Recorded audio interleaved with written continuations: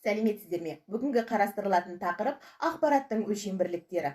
7-ші сыныпта қарастырылатын бірінші мақсат ақпараттың өлшем бірліктерін атап өту. Егер ақпараттың өлшем бірліктерін атап өту қажет болса, бит ақпараттың ең кішкентай өлшем бірлігі. Одан кейін байт, кило, мега, гига, тера, пета, экза, зета, йота байттары жүреді.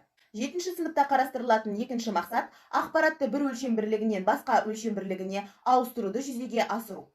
Оны жүзеге асыру үшін бізге мынандай алгоритмді сақтау қажет. Кішкентай өлшем бірліктерінен үлкен өлшем бірліктеріне аудару үшін бізге бөлу қажет. Битті байтқа аудару үшін 8-ге бөлеміз, қалған өлшем бірліктерінде 1024-ге бөлеміз. Және керісінше, үлкен өлшем бірліктерінен кішкентай өлшем бірліктеріне аудару үшін көбейту қажет. Байтқа дейінгі ақпаратты біз 1024-ге көбейтеміз, байтты битқа аудару үшін 8-ге көбейтеміз. Берілген мысалға назар аударыңыз. Екінші мысалдың орындалу ережесін түсіндіңіз бе?